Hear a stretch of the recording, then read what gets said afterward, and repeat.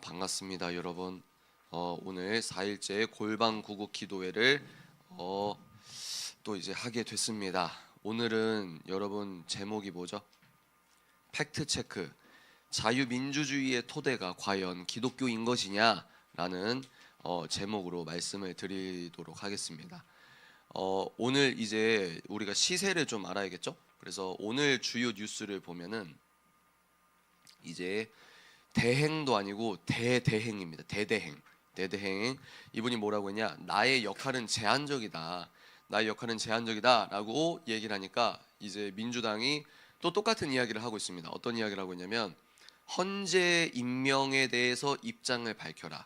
그러니까 무슨 말이냐? 우리가 뭘 유추할 수 있냐면 지금 민주당은 이분들이 왜 역풍이 불 수도 있다라고 내부적으로 고민하는 목소리가 나오면서도 왜 이분들이 꾸역꾸역 어제 한 총리를 탄핵을 시켰는가? 그것은 헌법재판관 3명을 임명하라고 했던 이야기를 안 듣는 것처럼 보였기 때문입니다. 그리고 지금 이제 대대행이 나왔는데 말 자체가 너무 창피해요. 우리가 무슨 후진국입니까? 대대행이 뭡니까? 하여튼 그런데 이 대대행 이분이 이제 인터뷰를 하니까 입장 표명을 해야죠. 이제 나라가 안정이 돼야 되니까. 그러니까 민주당이 뭐라고 했냐? 너 헌재, 그러니까 헌법재판관 임명 빨리 3명 임명해라. 이 말은 뭐냐? 민주당이 지금 탄핵에 대해서 본인들 입장에서 탄핵이 안 될 수도 있다는 가장 큰 리스크를 우리가 그 냄새를 맡을 수 있는 겁니다. 민주당은 어떤 지금 가장 크게 두려워하고 있는 거죠? 여러분, 민주당은 헌법재판관이 지금 6인 체제이기 때문에 한 명만 반대해도 안 된다고 하지 않습니까? 그러니까 본인들이 이 룰을 알고 이 상황을 알고 있기 때문에 민주당은 딱 하나예요. 지금 이 민주당의 전투력은 딱 하나를 향해 있습니다. 뭐요? 헌법재판관 3명 빨리 임명해 라고 하는 거죠. 협박을 하는 거죠. 그러니까 대통령 잘못했어 라고 하면서 검찰의 역할로 이제 국회가 탄핵 소추안을 가결을 했습니다.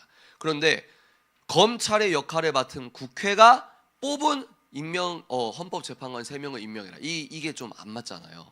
그러나 이분들은 상식을 벗어난 적은 이제 옛날이라고 생각을 하니까. 그래서 헌법재판관 3인 임명할 거냐 말 거냐 그것만 말해. 이제 그걸 안 하면 뭐요? 니도 탄핵 이렇게 되는 거예요. 그러면 이제 대대행이 아니라 대대대행. 대대대대대.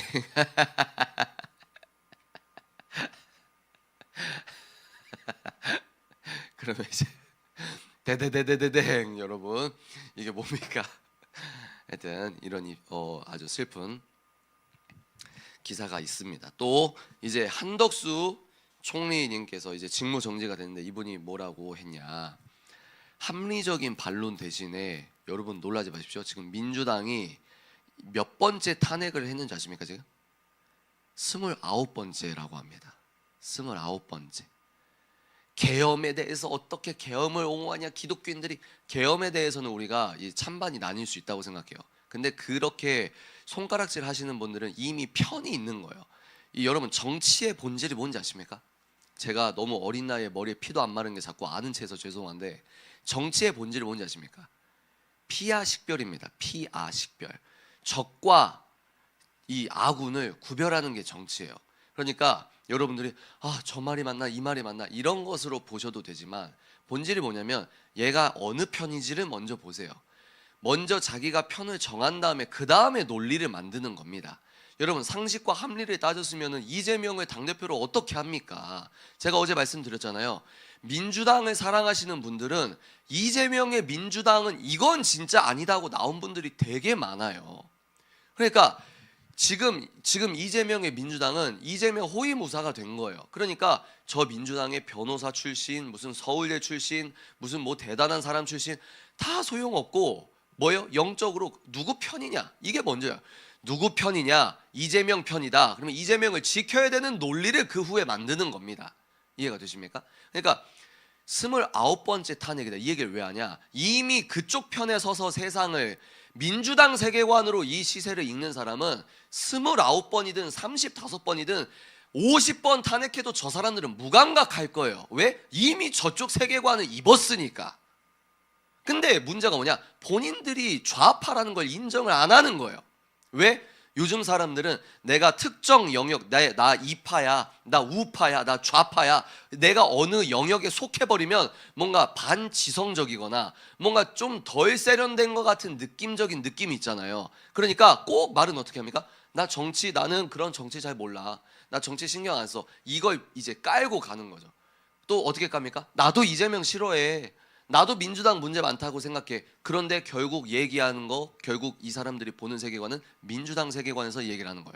그러니까 이분들은 계엄을 어떻게 가만 놔두냐, 계엄을 어떻게 가만 놔두냐. 계엄법 바뀌어가지고 계엄군이 어떤 한 우리가 영화에서 봤던 그런 어떤 법적 권한이 없다는 것 자체는 그 사람들은 중요하지 않은 거예요.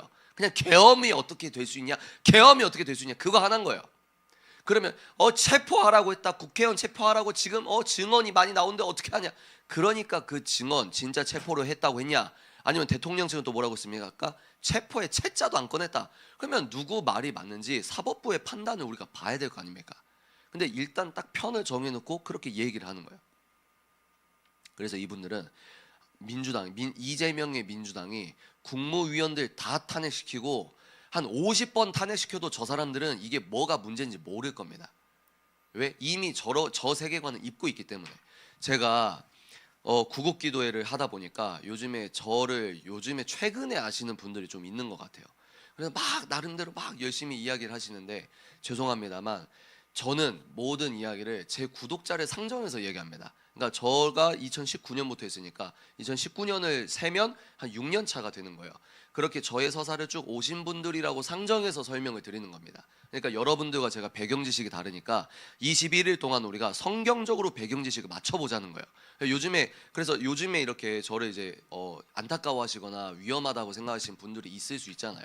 그런 분들은 뭐냐, 어떻게 쟤는 지 정치적 생각을 하나님 이름 섞어서 하냐. 근데 그러면 그 말을 들으면 제가 쫄았어, 맞아, 내가 지금 교만한 건가 이럴까요?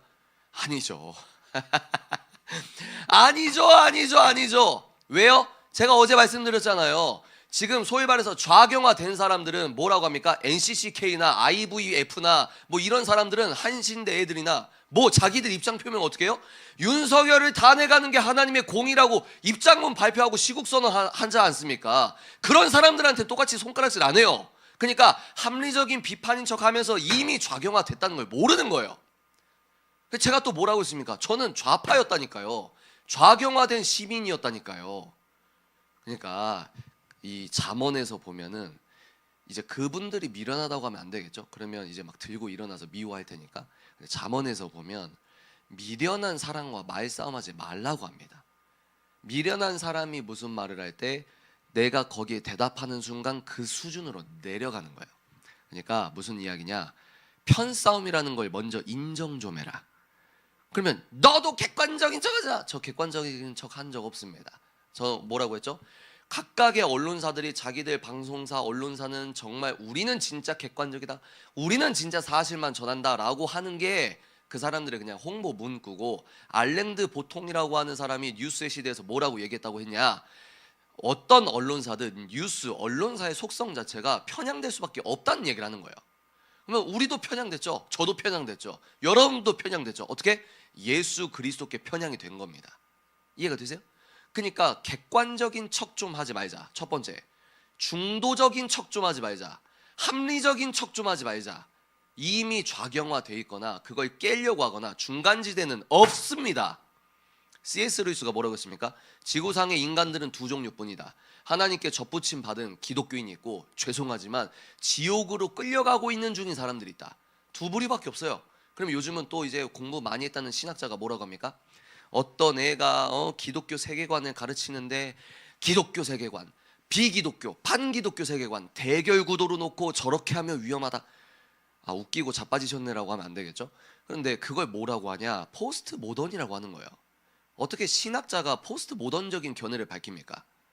그러면 우리가 회색지대가 없어요. 그게 어렵습니까? 그걸 뭐라고 하냐? 양자 대결로 놓지 마. 기독교 그렇게 얘기하면 뭐 싸우는 거야, 투쟁하는 거야. 요즘엔 그렇게 얘기하면 위험해. 말도 안 되는 소리 하지 마십시오. 그걸 이항 대립의 탈구조화라고 합니다. 그게 포스트 모던이에요. 포스트 모던. 포스트 모던은 뭡니까? 모든 권위 있는 거 해체하라. 모든 절대 진리는 전혀 없다. 절대 진리는 절대로 없다. 이런 상대성만이 절대 진리다. 이게 포스트 모던인데 어떻게 기독교인이 그런 입장을 고수할 수 있겠냐 이 말입니다. 그러니까 다시 돌아오면 오늘 서론은 뭐다? 똑똑한 척하지 말자. 여러분이나 저나 하나님 안에서 우리의 지혜는 하나님의 미련보다 낮아요. 아멘이십니까? 그러니까 어떻게 하면 성경적인 신본주의적인 관점을 우리가 하나님, 낮은 마음으로 하나님적으로 우리가 보게, 그러면 하나님적으로 보는 건 어떤 말이냐?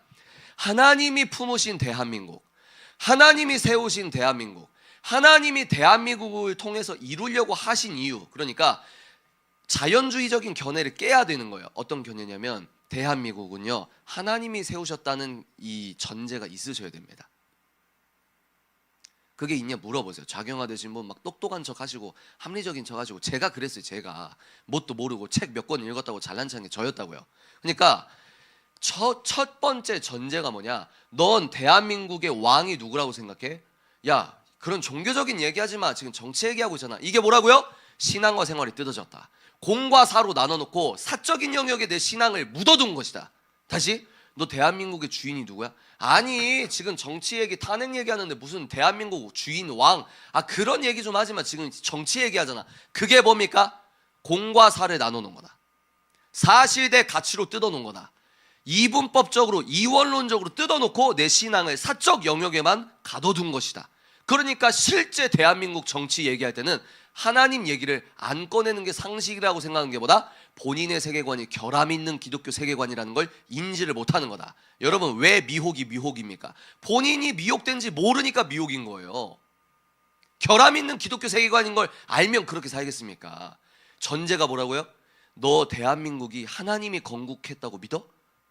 너 대한민국의 주인이 누구야? 대한민국의 실질적 왕이 누구야? 물어보라는 거예요. 거기서 내가 종교적으로 내가 그냥 상층부, 종교적 카테고리에서 예수님이지가 아니라 상층부든 하층부든 사실의 영역이든 가치의 영역이든 총체적으로 우리는 뭡니까? 온전한 기독교 세계관에 의거해서 대한민국의 주인은 역사적 예수, 나사렛 예수, 그 한 분. 전 세계에서 본인이 예수라는 사람의 90% 이상이 한국인이라고 하잖아요. 참 골 때리지 않습니까? 그런 그런 잡것들 말고 진짜 우리가 믿는 나사렛 예수 그리스도, 그 예수 그리스도가 대한민국의 실제 대한민국을 통치하신다고 믿어야 되는 거예요. 그게 1번입니다. 그게. 그러니까 또 이제 이승만에 대해서 제가 얘기를 할 때, 이승만 막 건국전쟁 영화 터졌을 때 100만이 보고 막 난리가 났잖아요. 그래서 좌경화 안경 낀 사람은 이재명을 이 시대 이순신이라고 했던 그 이상한 역사 강사 있지 않습니까? 근데 이제 그런 사람을 차치하고 이승만에 대해서 평가할 때 뭡니까? 그러니까 기독교인들은 이 세상에서 인정받으려고 하는 그런 인정 욕구 좀 버려야 돼요. 우리가 방금 뭐 얘기했습니까? 십자가 얘기했죠. 사도 바울이 뭐라고 했습니까? 내 자아를 십자가에 못 박아 죽인다. 우리는 십자가, 예수 그리스도를 믿는 믿음 안에서 산다. 갈라디아서 2장 20절 있잖아요. 그러니까 무슨 얘기냐? 세상 사람들한테 깨어있다, 합리적이다, 인정받으려고 하는 그 인정 욕구 좀 십자가에 못 박자 이 말입니다. 무슨 말이냐? 똑똑한 척 좀 하지 마세요. 우리 예수 편이에요. 우리가 아무리 얘기를 해도 세상 우리한테 미쳤다고 할 거예요. 왜? 예수님께 미친 자가 맞잖아요. 아멘이십니까? 사도 바울이 예수님을 열심히 전할 때 정말 세상 사람들은 뭐라고 봅니까? 야, 너 너무 공부 많이 해서 미쳤구나. 이게 그냥 우리들의 숙명이라는 거예요. 왜 우리가 그거를 부끄러워하고 피하려고 하고 어떻게든 깨어있는 척. 그래서 오스기니스라고 하는 전 세계적인 기독교 철학자는 이런 포지션을 뭐라고 취했냐? 우리가 자발적으로 개의 꼬리를 자처하는 사람들이다, 이런 얘기를 했습니다. 개의 꼬리를 자처한다. 뭐하러 빌빌대면서 합리적인 척, 뭔 척. 합리는요, 진짜 합리는 우리아에게 있는 거예요. 아멘이십니까? 창세기 1장 1절이 팩트라면 합리의 끝판왕이 하나님이라고요. 이성적 능력의 끝이 하나님이라고요. 왜? 이성적 능력을 하나님께서 주시지 않았습니까? 뇌과학자의 뇌를 하나님이 창조하셨지 않습니까? 우리가 이걸 믿고 당당하게 선포를 하는 거예요. 이 얘기를 왜 하고 있냐? 요즘에 영상을 막 찍으니까 이 다양한 분들이 들어오는데 배경 지식이 다르니까, 그러니까 전제를 우리가 공통분모로 세워놓고 논의를 해보자. 공통분모 뭐? 너 대한민국의 왕이 누구야? 자유민주주의 시스템에서 우리가 대의민주주의로서 윤석열을 뽑았지만 궁극적으로 실질적 통치자는 예수 그리스도야. 이게 나와야 된다고요. 그래야 우리가 하는 이야기가 합의점에 도달할 수가 있는 거예요. 그런데 뭐요? 이런 얘기를 할 때는, 정치 얘기할 때는 자연주의적으로, 정치 얘기할 때는 586 세계관이 왕이에요. 예수님은 저기 있고, 예수님 아이고 주일 예배도 아닌데 좀 가만히 계세요. 지금 정치 얘기하잖아요. 그러면서 자연주의 세계관, 586 세계관, 민주당 세계관, 이재명 민주당 서사로 세상을 보는 겁니다. 그래서 제가 지금 본문 말씀도 안 전했네. 오늘 본문 말씀은 고린도후서 10장 4절에서 5절인데 제가 현대인의 성경으로 읽어드리겠습니다. 고린도후서 10장 4절에서 5절 제가 읽어드릴 테니까 귀로 들어보세요. 우리의 무기는 육적인 것이 아니라 마귀의 요새라도 파괴할 수 있는 하나님의 강력한 무기입니다. 아멘이십니까? 그 다음에 5절이 뭐냐? 잘 들어보세요. 이 무기로 우리는 여러 가지 헛된 이론과 하나님에 대한 지식에 대항하는 온갖 교만한 사상을 무너뜨리고 사람들의 마음이 그리스도에게 복종하도록 하고 있습니다. 무슨 말입니까? 민주당 서사, 무슨 자연주의 세계관, 이게 아니라 우리는 그런 하나님을 대적하는 사람들이 만든 사상과 이론과 철학과 정책을 분별하고 대적해서 그 사람들에게 참된 십자가 복음을 전할 책무가 있다 이 말입니다. 그런데 문제가 뭐냐? 교회 다니는 사람들의 문제가, 대부분의 사람들이, 저도 옛날에 그랬는데요, 세상의 헛된 이론에 대해서 기독교적으로 기초적으로는 공부가 돼야 되는데 성경 말씀만 아는 걸 믿음 좋다고 착각을 하고 있는 거예요. 왜죠? 성경 말씀만 아는 것도 귀합니다. 그런데 성경 말씀만 알게 되면 어떤 문제가 생기냐? 세상 사람들의 이론과 현대성이라고 하는 현대 주류적 세계관을 모르기 때문에 분별을 잘 못할 가능성이 있어요. 그러니까 무슨 말이냐? 제가 말씀드렸잖아요. 교회는 한 번도 안 빠지는데 알고 보니 자기의 신앙 체계가 루소적 철학의 영향을 받은지를 본인이 몰라요. 왜? 루소 철학이 뭔지를 모르니까. 본인이 교회는 열심히 다니는데 프로이트 성 이론에 입각해서 아이들을 키우고 있는지 몰라요. 왜? 프로이트 성 이론이 뭔지 모르니까. 이해가 되십니까? 니체를 모르니까, 미셸 푸코를 모르니까. 다 공부해야 된다 이런 건 아니지만 기본적으로 우리가 배우고 우리가 공부를 해내야, 세상을 이해를 해야 대항할 수 있다 이 말입니다. 이해가 되시죠? 여러분, 이거 오늘도 서론하다 끝날 것 같아요. 얼른 이제 화이트보드를 꺼내서 오늘 주제를 이야기하도록 하겠습니다.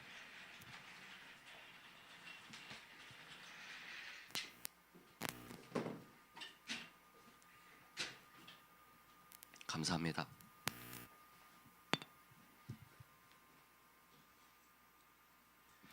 우선 여러분, 우리가 사상을 정리하길 바랍니다. 사상을 한번 정리해 볼까요? 지금이 어떤 사회냐? 포스트 모던 사회인데 한번 쭉 훑도록 하겠습니다. 제가 맨날 서론만 하고 끝나가지고 오늘은 좀 빨리빨리 해볼게요. 기독교 세계관이 있어요. 기독교 세계관. 이게 주류죠. 이게 중세시대 1300년 동안 유럽의 주류 세계관이었습니다. 그런데 여기에서 이제 혼탁한 어떤 타협이 시작이 되는 거죠. 기독교 세계관에서 어떤 세계관으로 이동을 하냐? 지금 이 강의는 제 말이 아니라 제임스 사이어라고 하는 전 세계적인 신학자가 이제 기독교 세계관과 현대 사상이라는 책을 썼고 그 책의 내용을 기반해서 설명을 드리는 거예요. 기독교 세계관이다. 그러면 이게 어떻게 변질됩니까? 이신론으로 변질됩니다. 이신론은 뭐냐면 신은 있어. 신이 우주를 만들었어. 근데 이 신은 기독교의 신이 아니에요. 부동의 동자 뭐 이런 것처럼 이거는 이제 비인격적 에너지를 이제 이 사람들은 신이라고 합니다. 그리고 이 신이 우주를 만들었는데 우주의 역사에 관여는 안 해. 이게 이신론이에요. 이단이죠. 그래 이신론이 주류였다가 이제 어디로 가냐? 그 무서운 자연주의로 변하게 됩니다.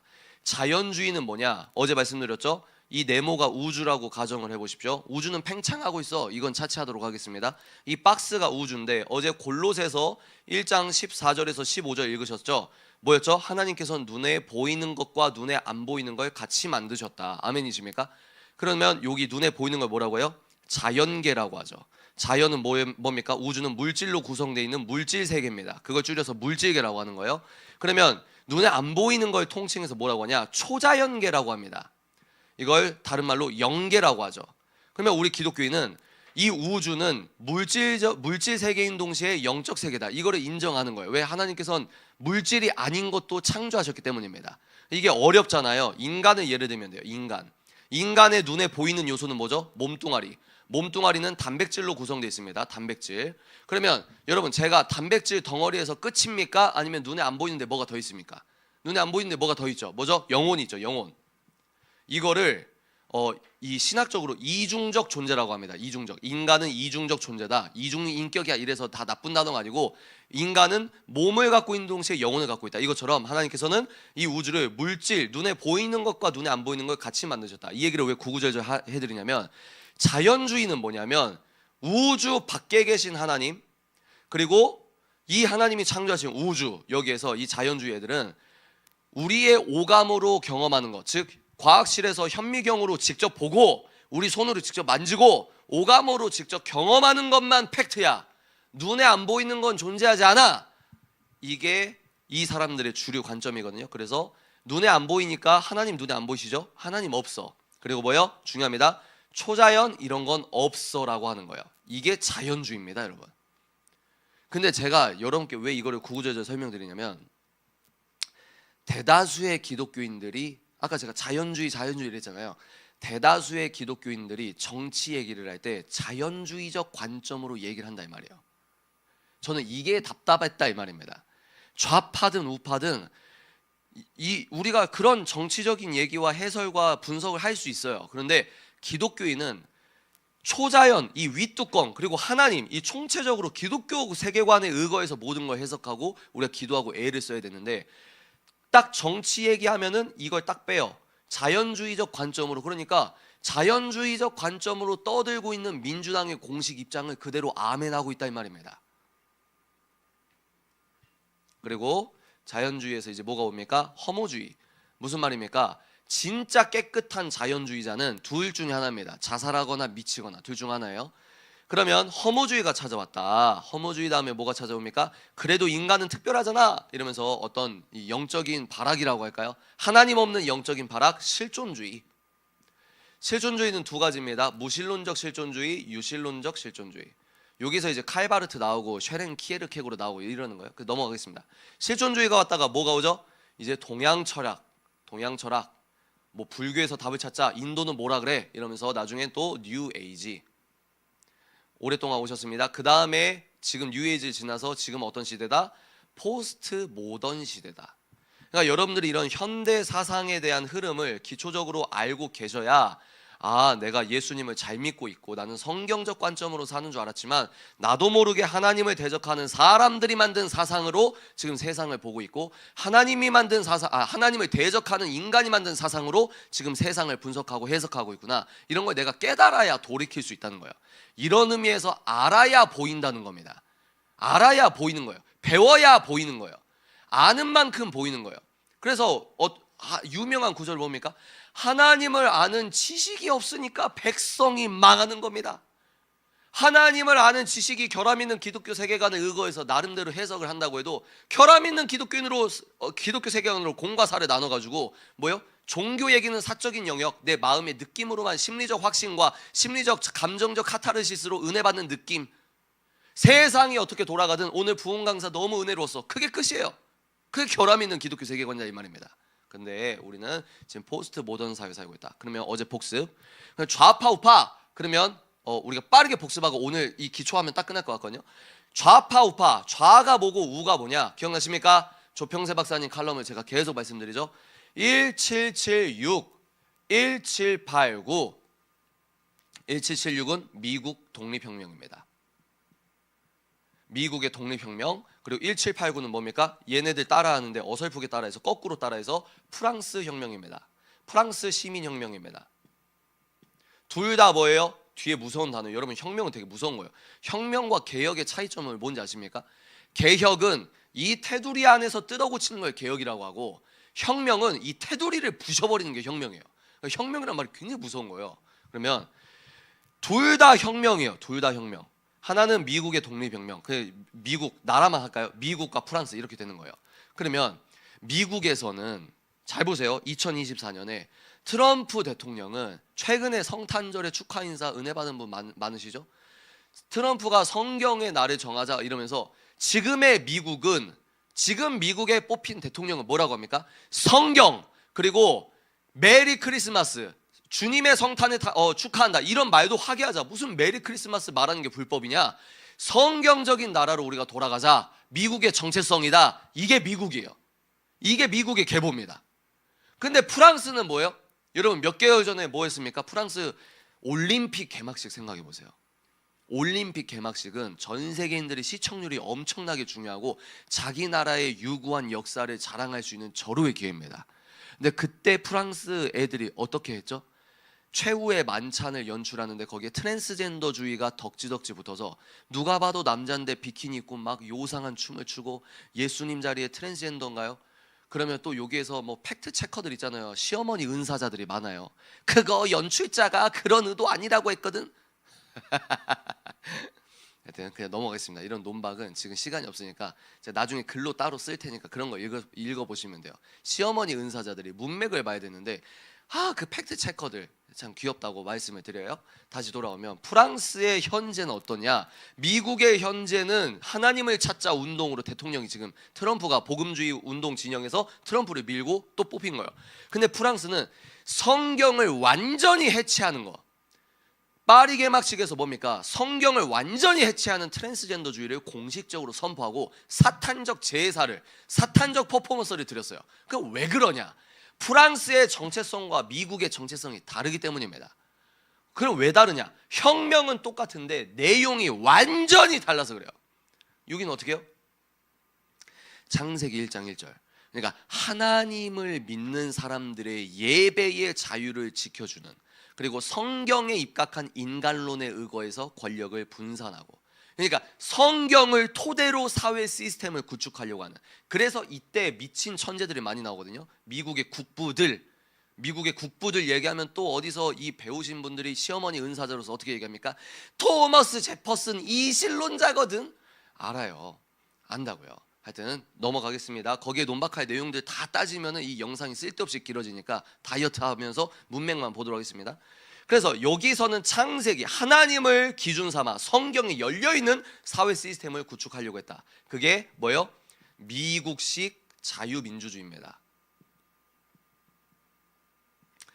그럼 프랑스 얘네들은 뭐가 혁명이냐? 두 혁명 다 성공했대요. 근데 이 친구들은 뭐가 혁명이냐? 제가 말씀드렸죠. 이 프랑스 혁명의 대표 구호가 뭐라고요? 하나님은 없고 주인도 없어. 이게 이 친구들의 구호였습니다. 그리고 이 프랑스 혁명 당시에 안티 크리스천 세력들이 있어서 크리스천들이 많이 학살을 당했어요. 그리고 이때는 이제 하나님, 여기는 미국은 사회의 토대에 누굴 놓습니까? 성삼위 하나님, 오직 주 예수 그리스도. 그런데 프랑스 혁명은 하나님 자리에 하나님을 치워버려요. 이게 혁명 성공이라고 하는 거예요. 그러면 하나님을 치우고 이 자리에 뭘 두냐? 인간의 이성을 둡니다. 인간의 이성으로 우리가 사회 시스템을 만들 수 있어 라고 하는 거죠. 그러면 이 친구들이 이래서 이 당시에 종교는 없어라고 주장하면서 역사적으로 이성 숭배교를 만들어요. 역사를 보면요, 이성 숭배교를 보고 이성 숭배교라는 걸 만들어서 찬송가 가사에 하나님 빼고 이성을 넣는 거예요. 그리고 여배우를 섭외해서 이성의 여신이라고 분장시켜 놓고 그 여신 세워두고 예배를 드렸습니다. 프랑스 혁명 때. 그래서 이 미친 광기가 유럽에서 소문이 나는 거예요. 아니, 신의 대리자라고 생각했던 황제가 목이 잘려서 죽었대. 근데 이 광기가 혁명이래. 그 이 미친 광기가 있어서, 근데 저 영국에 어떤 할아버지가 있어요. 영국의 에드먼드 버크라는 이 근대 보수주의의 아버지라고 불리는 사람입니다. 이 에드먼드 버크의 책 보수주의의 정신을 중앙일보 기자 출신이 번역을 한 게 있어요. 두꺼운데 재밌으니까 읽어보십시오. 그러니까 영국에서 저기 할아버지가 프랑스에 소문이 들리는데 이게 심상치가 않아서 본인이 직접 프랑스에 가서 참상을 보니, 요즘 같으면 갈 필요는 없죠. 유튜브로 다 보니까 실시간으로. 근데 이 프랑스를 가니 이것은 혁명도 아니고 이건 미친 광기다. 꼭 우리랑 비슷하죠. 이건 미친 광기네. 그래서 영국에 와서 책을 씁니다. 프랑스 혁명에 관한 성찰이라는 책을 써요. 그래서 많은 학자들이 어떻게 프랑스 혁명의 이 인본주의적인 물결을 영국이 막아냈냐, 어떻게 영국이 자기 나름대로 이런 어떤 디펜스를 했냐. 여기에서 분석을 할 때 두 가지 원인을 내놓습니다. 다른 학설도 있지만 제가 알기로는 첫 번째, 에드먼드 버크가 프랑스의 참상을 쓴 책. 그러니까 여러분, 책 한 권 읽은 사람은 가장 무서운데 책을 아예 안 읽는 사람보단 낫다. 그리고 왜 책 한 권 읽는 사람은 두 권, 세 권 읽을 가능성이 매우 높기 때문입니다. 그런데 또 뭡니까? 진짜 어느 순간은 정말 중요하고 건강한 책은 그 책 한 권 때문에 나라가 바뀌는 거예요. 공산당 선언이라는 그 소책자 하나 때문에 1억 명 넘는 사람이 죽었습니다. 근데 에드먼드 버크가 이제 프랑스 혁명과 난 성찰하는 책을 써서 그걸 이제 기류를 뭐야, 야 이거 팩트 체크해 보니까 야 에드먼드 버크 할아버지가 프랑스에서 이런 일이 있었대. 야 이건 아니지 않아? 이건 아니지 않아? 그리고 동시에 뭐예요? 부흥운동, 영국에서 부흥운동, 그런 영적인 디펜스와 또 학문적인 어떤 책, 그 책이 영국을 프랑스 혁명의 광기의 어떤 기류를 막았다, 이렇게 평가하는 부분입니다. 다시 돌아와서, 그러니까 완전히 다른 거예요. 하나님을 없애고 이성을 놓고 사회 시스템을 만들 수 있어. 하나님 빼고 도덕을 창출할 수 없습니다.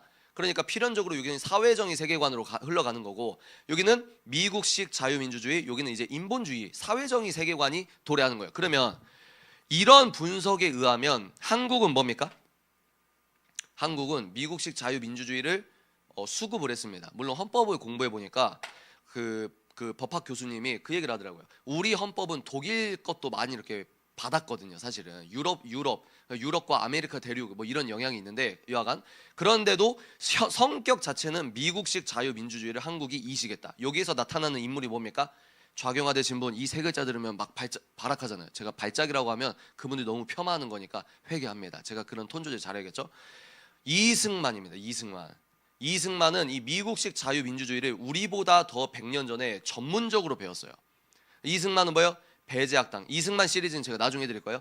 배제학당의 종업식을 수석 졸업을 해가지고, 당시에 이승만이 수석 졸업생으로서 그 배제학당 이제 졸업식을 거행하는데, 그때는 이제 미국인들이 와서 세운 학교, 이게 소문이 나고, 그래서 배제학당 종업식에 VIP 초청했는데 거기에 고종이 있고, 우리로 말하면 고종 무슨 각 장관들 다 온 거예요. 배제학당 종업식에. 근데 그 자리에서 이승만이 영어로 연설을 합니다. 그때부터 소위 말해서 요즘 말로 떡상을 한 거죠. 일단 그래서 배제학당 다니다가 이제 고종의 편지 받고 추천서, 선교사님의 추천서 써서, 학부는 뭐죠? 조지 워싱턴 대학교 맞죠? 맞습니까? 조지 워싱턴 대학교 학부. 이 실시간으로 써주십시오. 지금 제가 막 잡다하게 다 얘기하니까. 그리고 석사가 하버드, 박사가 프린스턴입니다. 그래서 거기서 뭘 공부했냐? 외교법, 국제법, 신학도 공부하고요. 그게 이승만이에요. 그래서 제가 또 공부하신 분에게 들어보니까, 미국에서 인터뷰하잖아요. 너 우리 학교 편입 2학년으로 편입했나 3학년으로 편입했을 때 너 꿈이 뭐야? 라고 했어요. 너 장래의 희망이 뭐야? 라고 했을 때 이승만이 대통령이요? 이거 아니에요. 이게 아니고 이승만이 뭐라고 했냐면 목사라고 했다고 합니다. 목사가 꿈이라고 합니다. 근데 하나님께서 그렇게 이끄신 거죠. 제가 왜 이 얘기를 하냐면, 한국은 이런 의미에서 우파의 나라라 이 말입니다. 다시요. 한국은 이런 의미에서 우파의 나라예요. 그러면 어떻게 합니까? 이 민주당 세력들이 뭐라고 합니까? 발작하면서 무슨 말도 안 되는 소리, 우리나라 건국은 이승만이 아니라 우리나라 실제적 건국은 1919년이야. 그러면 이 사람들이 모르는 게 뭔지 아세요? 여러분, 1919년 4월 12일인가 13일에 그 임시정부에서 헌법 초안을 내거든요. 그 헌법 초안 7번인가 9번인가에 하나님이 새겨져 있는 거 아세요? 그러니까 우리나라는 여러분, 하나님 빼면은 설명이 안 되는 나라예요. 그러니까 기독교의 하나님, 성삼위 하나님, 창세기 1장 1절에 그 하나님이 없이는 대한민국이 설명이 안 됩니다. 이해가 되세요? 이런 분류법에 따르면 우리는 우파의 나라다. 우파의 나라. 미국의 국부들의 정신과 이론과 사상은 제가 이제 여러분 또 준비를 해서 여러분께 강의를 준비해 드릴 거고, 그러면 이런 의미에서, 그러면 여러분 소위 그 유명한 마르크스 있죠. 마르크스가 프랑스 혁명을 좋아할까요? 싫어할까요? 당연히 좋아하죠. 제가 뭐라고 했습니까? 마르크스 껍질은 다 달라요. 카테고리는 달라요. 나는 환경주의자야. 나는 페미니스트야. 나는 또 뭐가 있을까요? 난 마르크스주의자야. 나는 영화 감독이야. 나는 어디 학교 교수야. 카테고리, 현상적 카테고리는 다 달라도 예수 그리스도를 왕으로 모시지 않는 사람들은 결국 귀결되는 웅덩이가 하나란 말이에요. 예를 들어 볼까요? 예수님을 왕으로 모시고 성경을 진리로 믿지 않는 사람들이 있다고 칩시다. 요즘에 페미니즘 유행하고 있죠. 페미니즘과 환경주의잖아요. 기후위기, 환경위기, 100년 뒤에 지구가 망한다, 뭐가 망한다, 그 원인은 인간 때문이다, 뭐 이러면서 인간 생명에 경시하고, 그건 멜서스의 인구론이 바탕된 건데, 이건 나중에. 그러면 페미니스트들과 환경주의자들이, 기후위기 환경주의자들이 서로 싸울까요? 친해질까요? 친해지죠. 왜? 서로 비슷해요. 성경에 반대예요. 페미니스트는 뭡니까? 그 실존주의 철학자, 이 장폴 샤르트르의 계약 결혼자 누구죠? 시몬드 보부아르, 페미니스트의 사상적 어머니라고 불리는 사람입니다. 그 시몬드 보부아르가 뭐라고 했냐면, 여자는 만들어지는 거야. 그러면서 뭐라고 했냐?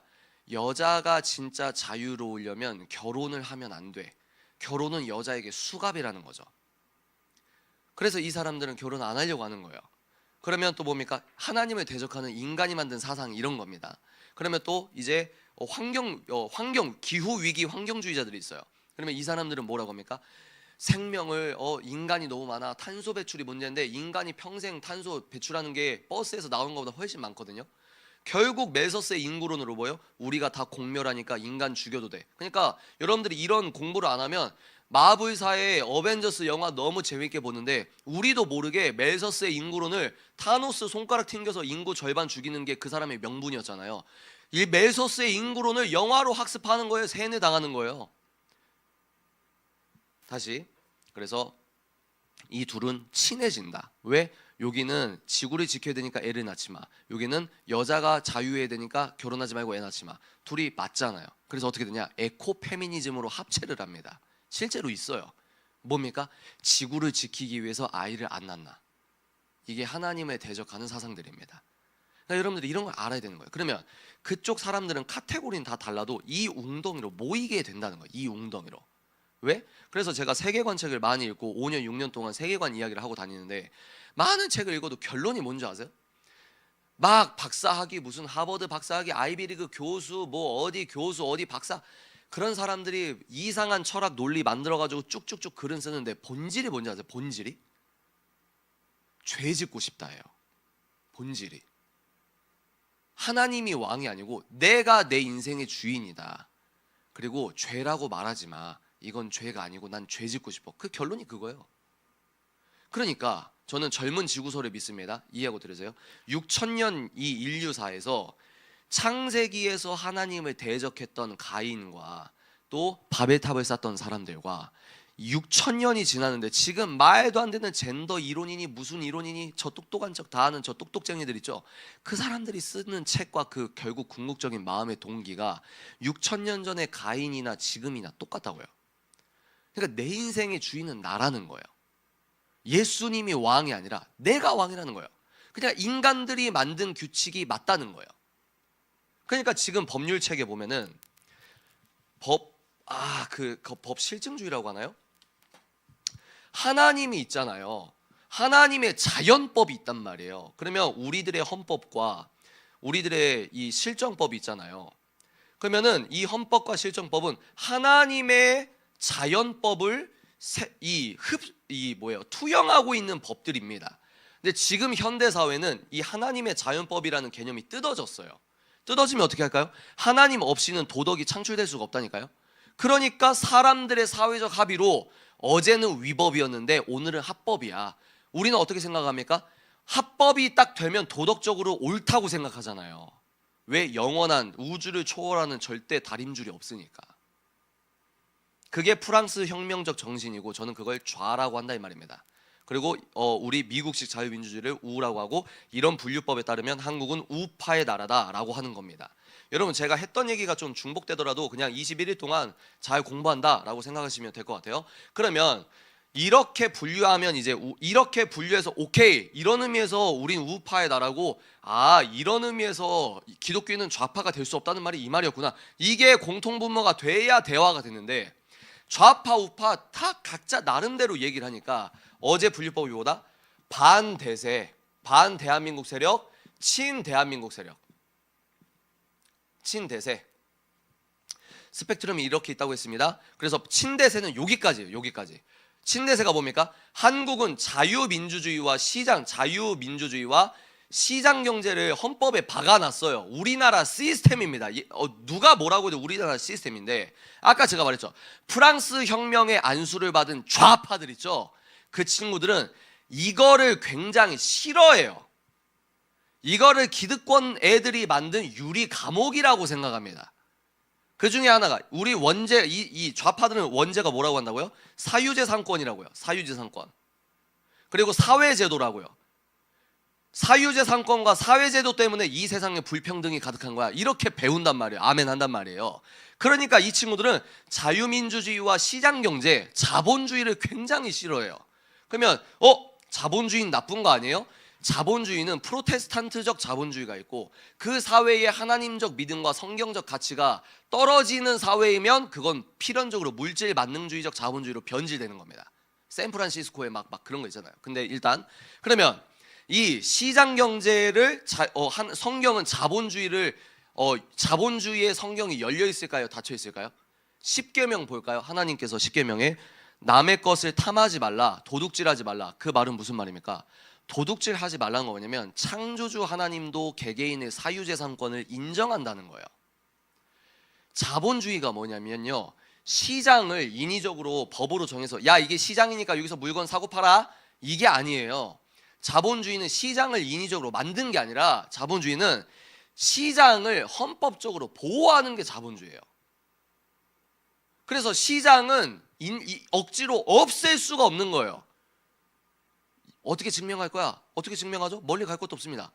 북한은 대놓고 주체사상으로 이런 시장, 민주주의, 사유재산 이걸 안 가르치잖아요. 근데 뭐가 생겼습니까?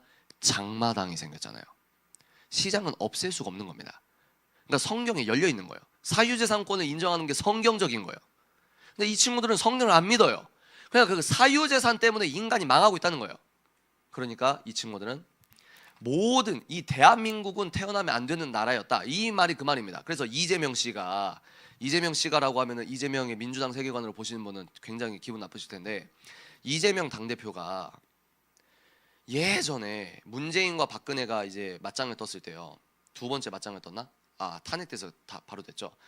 처음에 경선 때 이재명이 이제 성남시장일 때 대통령 이제 출마했을 때 경선을 하잖아요. 경선과 대선은 이제 대선이 대통령 후보로 이제 맞짱을 뜨는 거고, 경선은 민주당 당 내에서 우리 당에서 대표로 이 사람을 공식적으로 대선 후보로 합니다. 자기들끼리 룰 정해서 이제 싸우는 걸 경선이라고 하잖아요.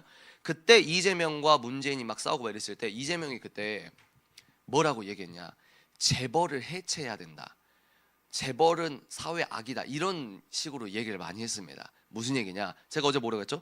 그러면 이재명의 민주당은 어느 스탠스냐? 욕이라는 거예요, 욕이. 왜? 이재명의 지금까지의 공적과 워딩을 보면은 그분은 공산주의 사회주의자입니다.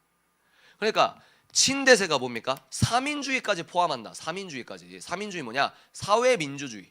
왜? 이 사람들은 이 시스템 자체는 인정하면서 이 안에서 사회주의적인 걸 하려고 하니까. 근데 문제는 뭐냐? 반대세 사람들의 정신적 기조는 뭐냐면 이 시스템을 붕괴해야 되는데, 예전에는 총칼 들고 혁명하자 이랬는데 안 돼요. 그게 뭡니까? 마르크스 1.0이죠. 마르크스 1.0이 뭡니까? 세상을 딱 이분법으로 나눠 놓는 거예요. 돈 많은 자, 돈 없는 자, 자본가, 프롤레타리아, 이렇게 되는 거예요. 그래서 두 사람을 싸움을 붙여요. 이게 마르크스 1.0이 뭐냐? 여기 시청하시는 분들 중에 자기 자동차가 혹시 3000cc 이상이십니까? 여러분 죄송합니다. 여러분들은 부르주아라서 시베리아로 보내버려야 됩니다. 여러분들이 교회를 얼마나 나갔건 사회복지에 얼마나 애를 썼건 기부를 얼마나 많이 했건 그게 중요한 게 아니고, 여러분 사유재산이 제네시스 G90을 탄다? 그럼 여러분 시베리아 보내야 돼요. 여러분 존재 자체가 악한 자본주의, 그 자본가니까. 근데 여러분들이 가난하다? 그러면 가난하다는 정체성 때문에 너네들은 도덕적으로 선하다는 거예요. 그래서 이 마르크스 1.0 때 총칼을 들고 싸우자, 혁명하자 했는데 실패합니다. 그래서 1차 세계대전 끝나고 나서 1차 세계대전 같이 국가 비상사태 때 마르크스주의자들이 총 뺏어가지고 프랑스와 영국, 독일 이렇게 총뿌리를 나라별로 싸우는 게 아니라 프랑스의 공산주의자, 영국의 공산주의자, 독일의 공산주의자들이 이 절호의 기회에 부르주아들에게 우리가 총을 갈기면 유럽이 공산주의 유토피아가 오는데 왜 우리가 정답을 알려줬는데 왜 혁명이 안 일어나지? 그렇게 곰곰이 생각했던 공산주의 진영에서 바울 같은 사람이 있어요. 누구냐? 이탈리아에서 뭡니까?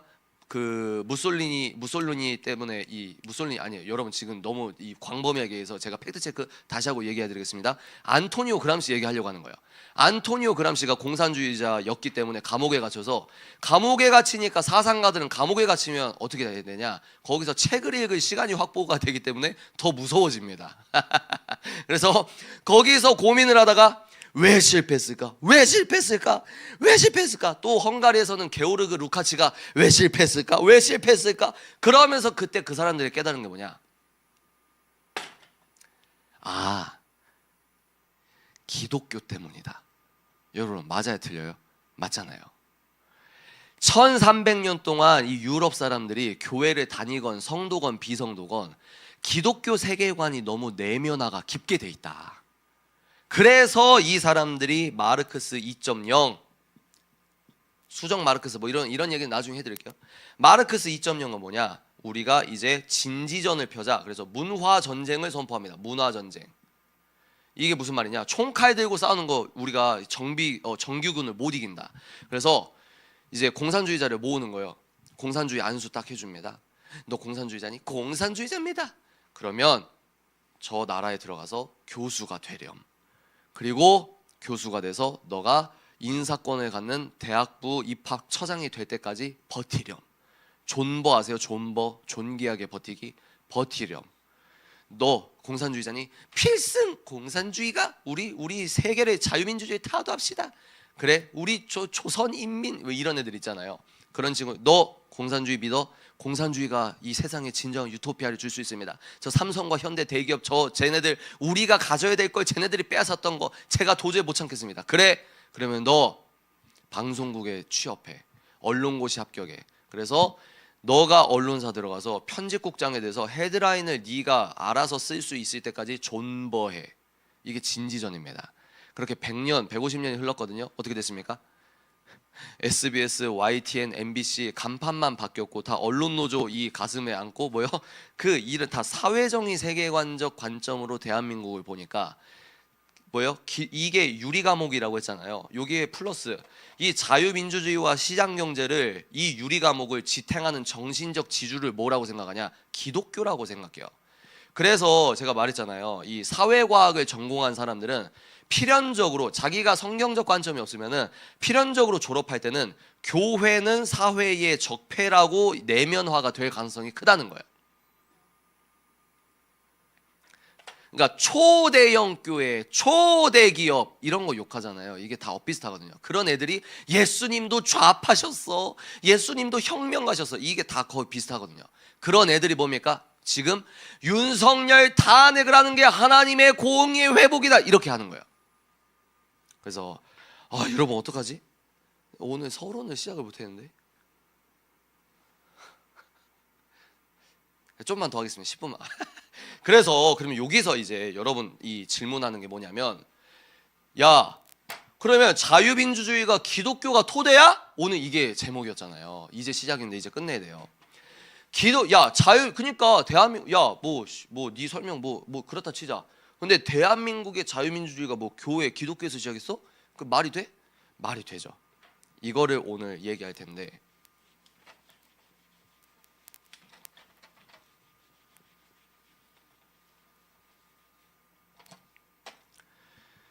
자유민주주의 왜 더불어민주당에서 대통령이 되면 집권 여당이 민주당이 되면 왜 쟤네들은 애들 교과서에서 자유민주주의에서 자유를 빼려고 하냐? 그리고 왜 오른쪽 정당에서 대통령이 되면, 왜 오른쪽 정당이 집권 여당이 되면 애들 교과서에 자유를 또 넣으려고 하냐? 이거 궁금하지 않으세요? 저 이 두 글자가 도대체 뭔데 저 어른들이 넣는다 뺀다 이러냐? 왜? 민주주의는 여러 종류가 있기 때문입니다. 북한은 자기들이 한반도의 정통성을 갖고 있다, 웃기고 자빠졌네 라고 해도 되잖아요. 김정은은 돼지 새끼라고 해도 되잖아요. 웃기고 자빠지셨네. 북한의 인민민주주의 그 국호를 여러분 누가 준 줄 아세요? 소련 애들이 정해준 거예요. 나라 이름을. 누가 식민주의입니까? 하여튼 이건 나중에. 자유민주주의, 민주주의 중에서 자유민주주의가 중요하다. 자유민주주의가. 그래서 제가 뭐라고 했죠? 자유민주주의에서 자유는 개인의 자유를 의미한다. 저는 그렇게 얘기하고 있어요.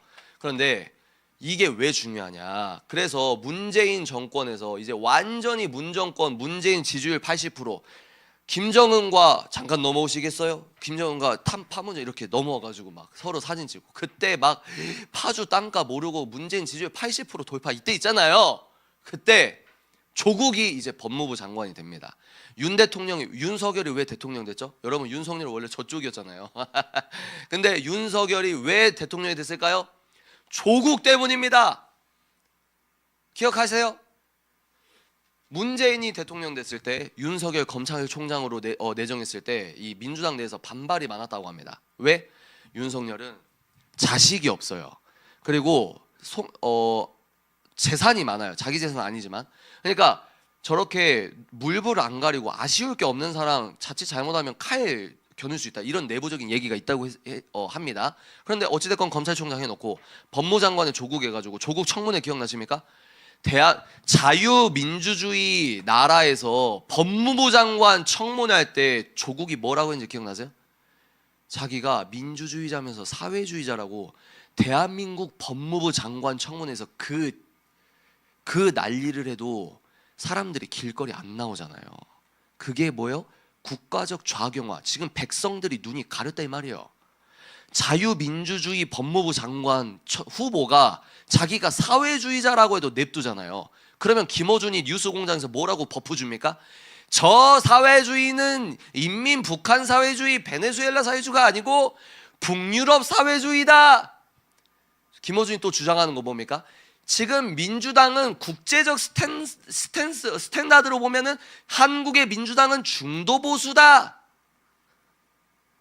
스웨덴도 안 가본 사람들이 북유럽 사회주의 하는 겁니다. 그래서 왜 이런 얘기를 하냐면 문정권 때 헌법 바꾸려고 했던 거 기억나시죠? 그래서 자기들이 바꾼다고 했던 헌법 초안을 조국이 그때는 법무부 장관 후보도 아니었는데 이 스타성이 자기가 관심병이 있다고 하면 좀 그럴까요? 일단 그래서 조국이 그거를 브리핑을 했다고 알고 있어요. 기억하기로는 그 얘네들이 대한민국 헌법을 개헌한다고 해서 그 개헌의 첫 번째 내용에 자유민주주의에서 자유를 빼버렸습니다. 그러니까 다시 돌아서 이 두 글자가 뭔데 헌법에 넣는다 만다 이걸 들고 일어난다 막아라 뭐하라 이러냐는 거예요. 제 얘기는. 그러면 이 자유민주주의를 다른 말로 뭐라고 하냐, 이제 시작하는 거예요. 서구 문명이라고 합니다. 이제부터 제가 해드릴 얘기는 벤 샤피로라는 미국 애가 있는데 이 천재예요. 약간 천재인데 벤 샤피로가 근데 유대인입니다. 안타깝게. 유대인은 뭡니까? 토라만 믿어요. 구약만 믿고 신약을 안 믿어요. 근데 이 친구가 천재라고 했죠. 그래서 젊은 나이에 대학교 가서 이제 하버드 로스쿨까지 졸업해서 자기가 이제 대한 농객으로 얘기하고 또 투자 받아가지고 대한 언론사 만들었는데 지금 엄청 잘 돼서 데일리 와이어인가요? 그 미국의 큰 방송사처럼 챙기고 영향력이 엄청 큰 사람이에요.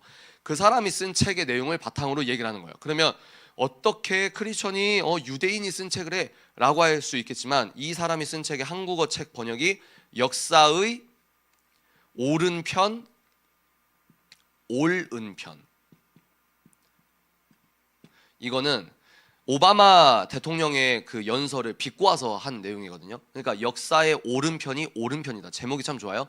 이 책의 내용을 서머리를 해드리는데 그나마 기독교 유신론적인 내용으로 자유민주주의가 어떻게 만들어졌나에 대한 사상사를 대중적으로 풀어서 쓴 책입니다. 되게 좋아요. 그래서 저희는 이제 이 사자그라운드에서는 이거를 다음 주 토요일부터 이제 북 멘토링을 시작하는데 일단은 여러분들에게 이제 기초적으로 이 설명을 내일부터 해드릴게요. 큰일 났네 진짜. 내일은 약속드립니다. 서론을 짧게 하고 이거 꼭 이제 본론하겠습니다. 그러면 결론 이 하나만 말해볼게요. 서구 문명은 다른 말로 미국식 자유민주주의다. 그러면 우리가 지금 이 얘기를 왜 하고 있죠? 대한민국을 지켜야 된다. 근데 어디서 하나님 얘기를 꺼내고 있냐? 이런 사람들 많잖아요. 그런 사람들은 자유민주주의가 어떤 서사로 만들어졌는지 모를 가능성이 엄청 크다고 말씀드리잖아요. 그러면 이 서구 문명이 자유민주주의, 대한민국의 자유민주주의, 서구 문명, 이런 의미에서 대한민국은 서구 문명 국가가 대한민국이거든요. 그럼 이게 왜 기독교를 빼고는 말할 수가 없고 기독교가 토대인 것이냐, 이거를 말씀드리는 거예요. 문명, 각 나라의 문명이 흥망성쇠가 있는데 왜 서구 문명은 오늘까지 유효하느냐? 왜 이게 기독교에서 시작됐다고 말할 수 있느냐? 서구 문명은 두 기둥이 있습니다. 자유민주주의는 두 가지 기둥이 있어요. 하나가 뭐냐? 기독교입니다. 그리고 다른 하나가 뭐냐?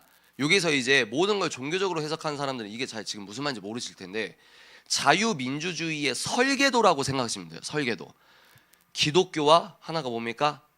그리스 철학입니다. 너 드디어 본색을 드러내는구나. 신본주의 운운하더니 그리스 철학 얘기를 하냐? 그런 사람들은 자유민주주의의 사상적 이 설계 자체를 모르는 거예요. 그러니까 본인이 모르는데 그걸 자기가 모르는 걸 모르는 겁니다. 그러면 그렇게 따지면 기독교 실제로 우리가 누리고 있는 이 평화와 자유가 미국이 지켜주는 거잖아요. 우리가 그 미국식 자유민주주의 채택했잖아요. 그 자유민주주의가 만들어질 때 2000년, 4000년 동안 기독교가 토대가 되고 그리스 이성 철학이 도움을 줬다는 거예요. 이게 믹스된 거예요. 그런 의미에서 자유민주주의는, 여러분, 자유민주주의가 성경이 아니기 때문에 자유민주주의를 숭앙하면 안 됩니다. 이해가 되시죠? 근데 이제 설계도가 이랬다는 거예요. 설계도가. 그러면 문명에서는 이거 너무 학술적인 얘기인데, 그러면 오늘은 이거를 들어가기 전에 행복을 얘기해 봅시다. 행복만 얘기하고 끝낼게요. 행복. 자, 행복이 뭐라고 생각하십니까? 행복. 서구 문명, 자유민주주의는 왜 기독교에서 태어났냐? 이 얘기를 하는 거예요. 행복이 뭐라고 생각하십니까? 뭐 각자 대답이 있을 수 있겠죠? 근데 이 책에는 뭐라고 하냐? 한번 따라해 볼까요? 도덕적 목적. 무슨 말이냐? 행복은 주관적으로 내가 느낌 좋다고 행복, 이게 아니고 표면적 쾌락이죠. 그거는. 행복은 객관적이라는 거예요. 이게 되게 중요합니다. 행복은 객관적이라고 하는 겁니다. 그러면 성경에서, 구약 성경에서 히브리어로 행복을 뭐라고 하냐? 심하라고 한다고 합니다. 심하. 심하가 무슨 뜻이냐? 하나님의 명령을 준행하는 삶. 그게 행복이래요. 그러니까 우리 기독교인들은 행복이 뭐야? 라고 했을 때 행복의 길이 정해져 있는 겁니다. 딱 행복. 이렇게 살아야 행복이야. 이게 정해져 있는 거예요. 심하가 뭐라고요? 객관적인 행복의 길이 있는데 하나님이 명령한 삶을 준행하는 게 행복이라는 거예요. 내가 느낌 좋고 포르노 보고 도파민 빵빵, 이게 행복, 이게 아니라 표면적인 그런 쾌락적인 게 아니라 행복 자체가 영원한 관점에서 객관적인 길이 정해져 있는데 그 끝에 하나님이 있다는 거죠. 이게 기독교잖아요. 그러면 저기 아테네 애들은, 저는 아테네 애들 뭐라고 평가하냐면 이 톤이 되게 중요합니다. 그리스 이성 철학 너무 빠지시면 안 돼요. 여러분, 사도 바울이요, 침례교 신대원의 교수 활동을 하고 계신 분이 자기 이제 안식년에 집필한 책이 있어요. 교수님이 쓰신 책인데, 사도 바울 있죠. 사도 바울. 사도 바울은 그리스 이성 철학에 능통한 사람이었습니다. 사도 바울의 고향이 어디다? 다소. 다소는 지금으로 말하면 송도처럼 국제 무역 도시였습니다. 그리고 그때 당시에 이스라엘은 그리스 사람들에게 지배를 너무 오랫동안 받아가지고 헬라 문화에 완전히 젖어 있었습니다. 근데 국제 무역 도시가 다소예요. 그러니까 바울은 어렸을 때부터 외국 문명에 아주 능통하고 자연스러운 그 환경 속에서 살았다는 거예요. 그리고 그리스 이성 철학에 되게 능통했기 때문에 사도행전 17장에서 아테네를 가서 전도할 때 그 사람들이 알아먹게 얘기를 할 수 있는 지식이 있었다는 거예요. 그러니까 그리스 이성 철학 무조건 나쁘다 막 이렇게 할 수는 없지만, 그런데 그리스 이성 철학이 십자가보다 위에 있으면 그게 우상이죠. 그래서 그리스 애들은 바울이 가서 복음을 전하기 전에 제가 어떻게 표현하냐면, 한번 따라해 볼까요? 기특하다. 기특하게도 기독교랑 엇비슷하게 뭔가 만들어내요. 기특하게도. 근데 복음은 아니에요. 이게 되게 중요한 거예요. 기특한데 복음은 아니에요.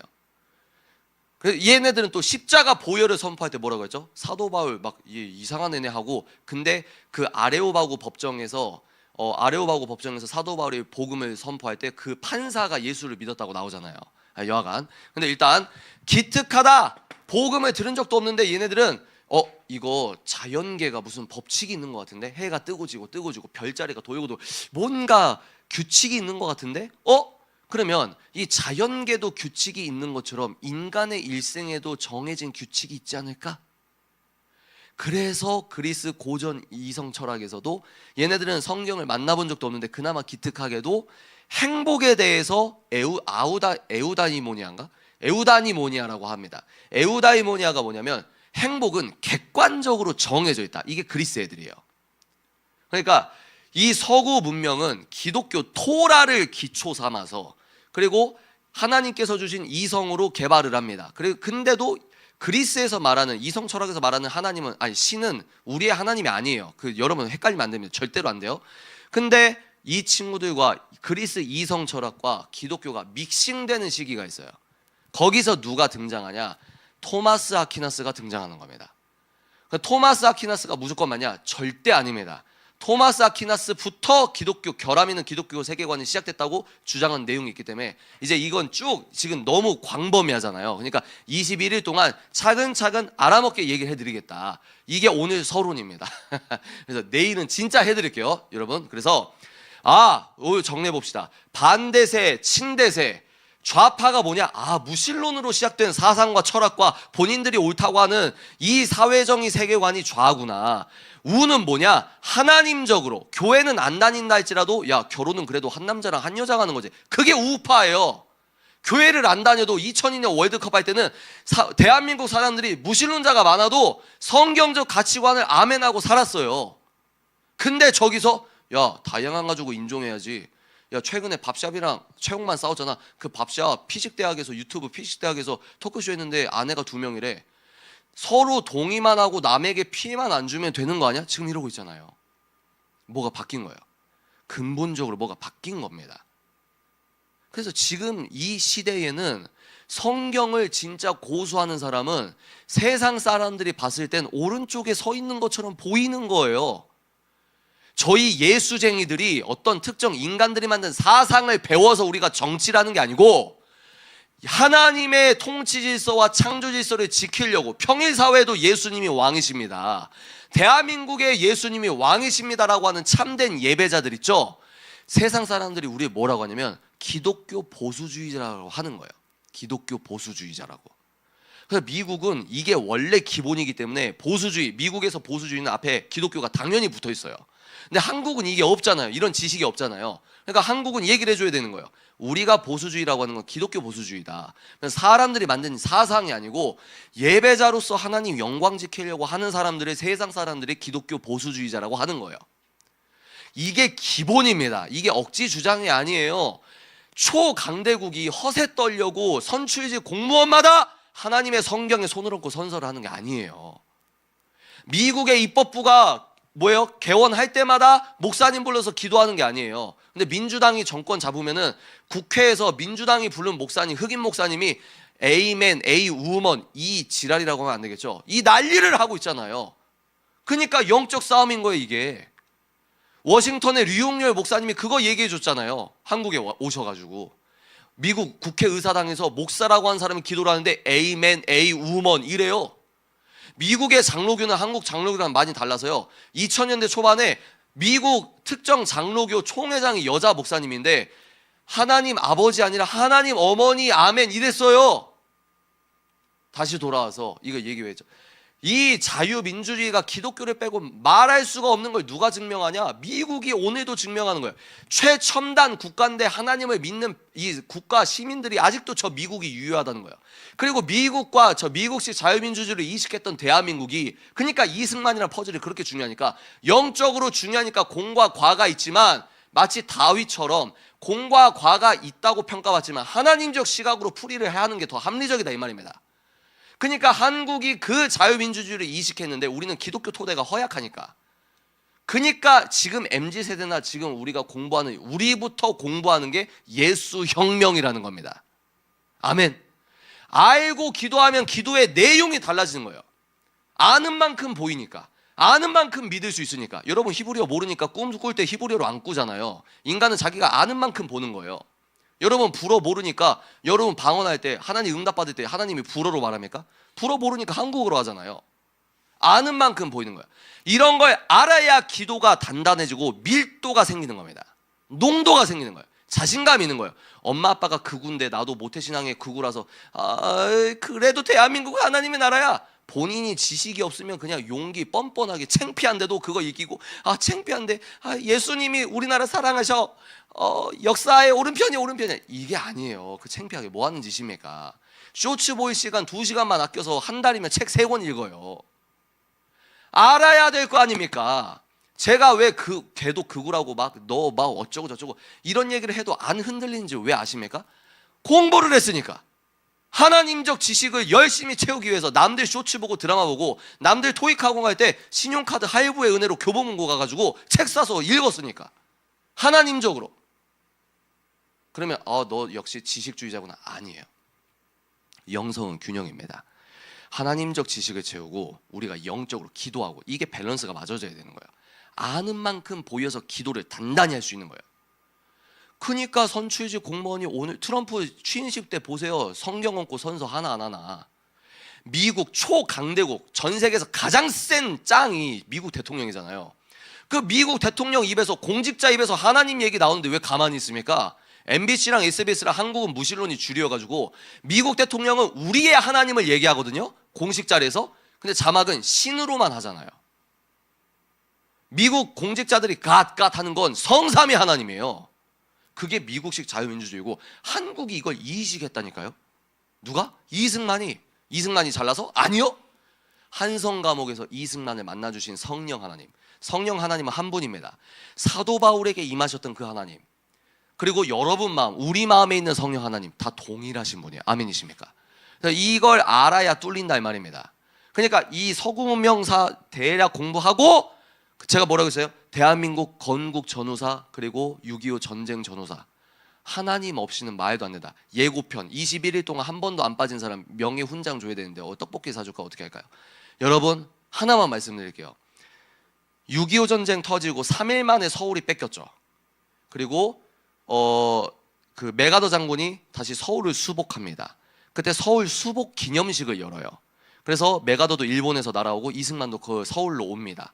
서울로 올 때 그 구구절절한 그런 게 있긴 한데, 그래서 그 서울 수복 기념식에서 메가더 장군이 주기도문을 합니다. 여러분 그거 아세요? 그리고 하나님께 영광을 올려드립니다. 그거 아십니까? 그리고 메가더가 빼앗은 다시 되찾은 서울을요, 우리는 당연히 우리 거라고 생각하는데 미국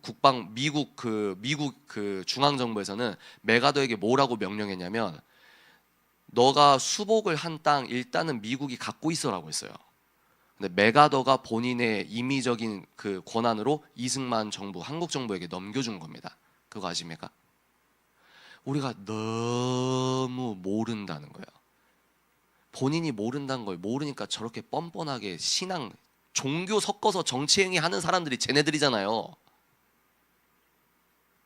하여튼 그래서 우리 자유민주주의, 서구 문명 이런 여러분들 기독교 토대로 세워질 수밖에 없다. 그래서 오늘 하나 예를 든 게 행복.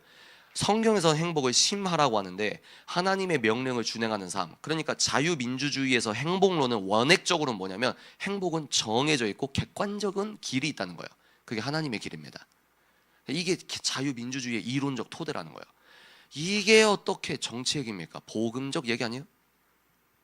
신학과 정치는 뗄 수가 없어요. 누가 그랬냐? 아브라함 카이퍼가 있습니다. 아브라함 카이퍼가 뭐라고 했냐? 신학과 정치가 뗄 수가 없다. 그게 맞는 거예요. 하나님이 없다고 하는 순간 자기들이 만든 철학으로 야 이게 이제 정답에 이래가지고 남자가 여탕 가도 그게 인권이라고 하는데, 그걸 법제화한다고 저 이재명이 민주당이 차별금지법 통과시킵니다. 차별금지법 해야 됩니다. 그러고 있는데 왜 눈을 못 뜨십니까? 그러면서 이재명이 지금 당선이 되기 바로 코앞 직전이고, 권한대행 야 헌법재판관 할 거 안 할 거야, 너도 탄핵시킨다. 이게 지금 민주주의라고 생각하세요? 우리가 이 시국을 볼 때 윤석열이 지켜야 된다. 저는 안 그래요. 전 그런 성격이 못 됩니다. 우리는 대한민국을 지키는 거예요. 아멘이십니까? 어떤 대한민국? 하나님이 세운 대한민국. 이게 토대가 돼야 된다는 거예요. 이게. 그래서 오늘도 시간이 많이 흘러서 어떡하지? 우리 찬양 많이 준비했는데 어떡하죠? 여러분, 그래서 10분 동안 우리 딱 10분 오버해도 될까요? 우리 딱 20분 기도해야 되지 않겠습니까? 그래서 우리가 10분, 15분 정도 기도를 하고 마치도록 하겠습니다.